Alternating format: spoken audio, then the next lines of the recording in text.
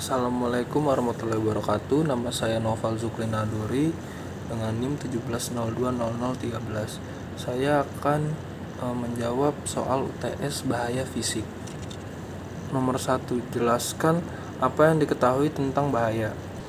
Bahaya adalah suatu keadaan atau kondisi yang berpotensi terjadinya berbagai macam risiko kecelakaan seperti cedera, penyakit, kematian, kerusakan, atau kemampuan melaksanakan fungsi operasional yang telah diterapkan sehingga menimbulkan dampak negatif dan menimbulkan kerugian. Nomor 2, jelaskan apa yang Anda ketahui tentang bahaya fisik. Bahaya fisik adalah suatu bentuk keadaan atau faktor atau situasi yang berasal dari suatu objek yang mana suatu objek ini dapat menimbulkan kecelakaan kerja atau penyakit bagi manusia. Nomor 3, jelaskan apa itu identifikasi dan pengendalian bahaya. Identifikasi bahaya merupakan suatu proses aktivitas yang dilakukan untuk mengenali seluruh atau kejadian yang berpotensi sebagai penyebab terjadinya kecelakaan kerja maupun penyakit akibat kerja yang mungkin timbul di tempat kerja secara sistematis yang ada di lingkungan sekitar. Identifikasi bahaya adalah suatu proses kajian kualitatif atau mengetahui adanya potensi bahaya dari suatu peralatan, proses, lingkungan kerja, material, atau kegiatan proses di tempat kerja.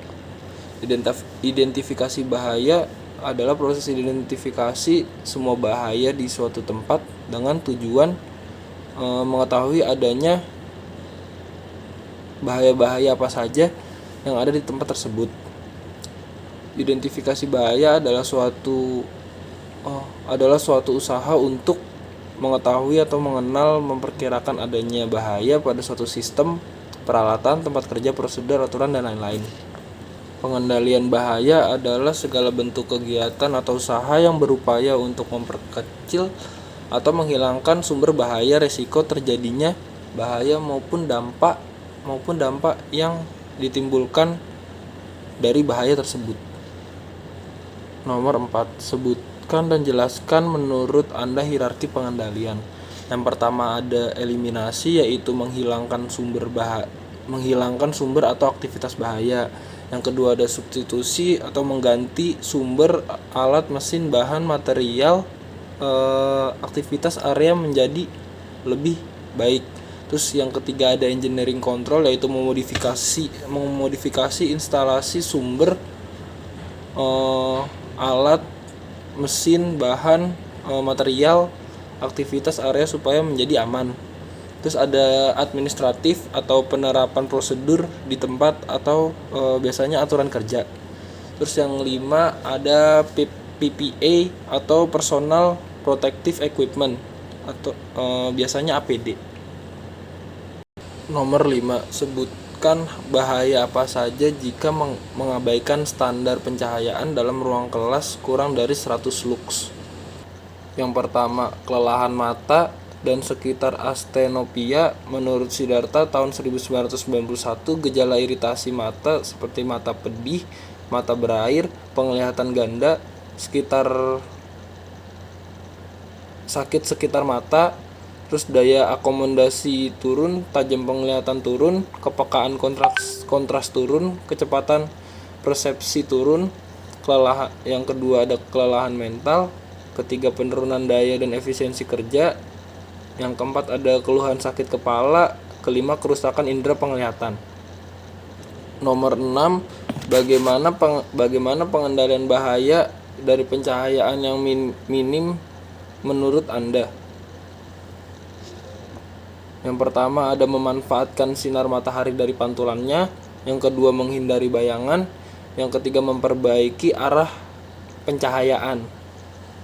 Nomor 7, jelaskan bahaya apa saja jika membiarkan standar ventilasi pada gedung bertingkat.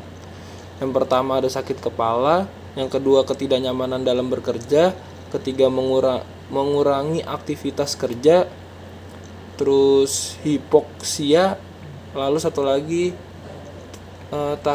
takikardi. Nomor 8, Jelaskan kriteria psikologis dan iklim kerja yang baik menurut Perundangan K3. Psikologis. Pertama, mengadakan program pembugaran kerja. Yang kedua, mengadakan pelatihan bagi tenaga kerja. Yang ketiga, ada mengubah struktur organisasi dengan merancang pekerjaan yang sudah ada. Lalu iklim. Yang pertama, ventilasi ruangan harus sesuai dengan kriterianya. Yang kedua itu memasang temperatur suhu ruangan. Yang ketiga adalah menggunakan APD yang tepat. Nomor 9, jelaskan penerapan hierarki pengendalian untuk bahaya, tekanan udara dan suhu. Yang pertama ada review dan analisis kegiatan kerja. Yang kedua ada beban kerja. Yang ketiga suhu kerja, kelembapan kerja, pakaian kerja, peralatan, eliminasi yang mungkin dapat dihilangkan, substitusi tidak mungkin dilakukan, terus rekayasa engineering, terus lalu ada administrasi seperti penerapan SOP, penerbitan informasi K3. Terus yang terakhir ada PPE atau APD, menggunakan APD yang sesuai dengan tempat kerjanya. Nomor 10, buatlah dan implementasikan bagaimana upaya pencegahan dari bahaya kebisingan di lingkungan sekitar rumah Anda. Yang pertama itu memberi sekat pada dinding, lalu menutup pintu dan jendela dengan rapat, terus memasang gorden di bagian jendela.